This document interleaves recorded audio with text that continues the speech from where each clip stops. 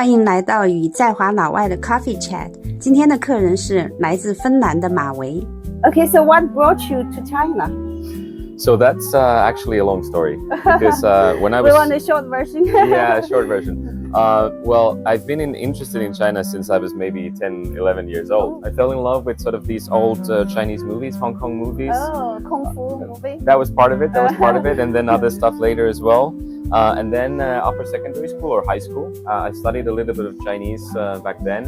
And then in Finland, in university, I studied East Asian studies. Oh. And then I also spent 1 year in Beijing, just studying Chinese at so Beida you speak very good Chinese.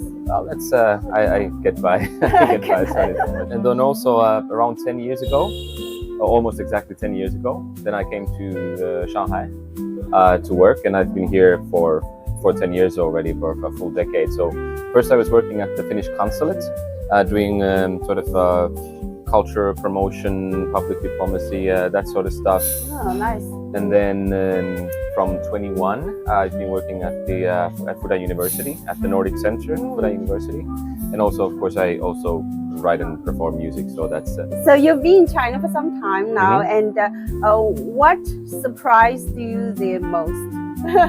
Yeah, so this might be a boring answer to your question, but so basically I've never had this kind of a culture shock per se. Oh, because you have prepared yourself. Yes, Okay. because like growing up from when I was 10 years old, I always wanted to come to China. It's very different from how it is in Finland in my case. Just to talk numbers here. So for instance, the population of the whole of Finland is 5 million people, Right. and in Shanghai you have 25 or more million people. So even this one city of Shanghai is 5 times Right. what the whole population of Finland is. So of course you have to have a very different kind of a mindset when you come here to sort of deal with the crowds, and from a Finnish perspective also something that's very important for the Finns, for us Finns. So it's kind of like this personal space, you know. So privacy. we're kind of traditionally we're pretty introverted, and we need sort of our personal space, which is very difficult to find here sometimes. So of course there are differences that you kind of have to get used to. But also for me, sometimes it's also, since I've been here for such a long time, there's also this kind of a reverse culture shock sometimes. When you went back to your own country? Yeah, when I go back to Finland, like everything here, it's like everything is so digital. Like some years ago I went back to Finland, and here you're so used to only bringing your mobile phone, you know, you don't bring your wallet or cash or anything like that. Right. And then I went out for a few drinks with a friend in Finland. I only brought my phone, and when came time to actually pay for the drinks, then I realized that I don't have any way to do that. So you have been in China for a while now, and I bet you have traveled around. Which city is your favorite? That's a good question. I think I've been to maybe 50 or so cities. 50? Yeah, I think some just for traveling and some for work, and then I play music. So 10 years ago I did this DIY tour. So I went to like 15 places, even during that one tour, like places like in Shandong, Zaozhuang, Linyi, and I haven't been there. I haven't been like places like that.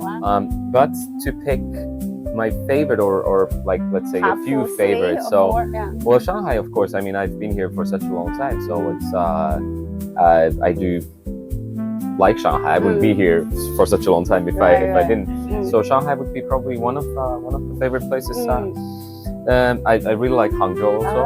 Hangzhou is really nice, really nice. Xiamen is one of my favorites as well. Oh, it's very pretty. Yeah, and then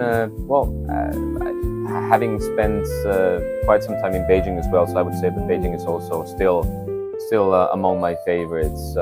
Has a very different vibe than Shanghai. Right, very different. Yeah, the history and the culture and all that. And then of course other places like Xi'an and Suzhou, they're nice. But if I had to pick maybe top 4 in this case, maybe then Shanghai, Hangzhou, Xiamen, Beijing. Okay, here we go. So since you picked Shanghai as one of your favorites, and what do you like about Shanghai? Well, I think Shanghai is a very unique combination of different things. I mean, first of all, you have, it's this big international city with again 25 million people.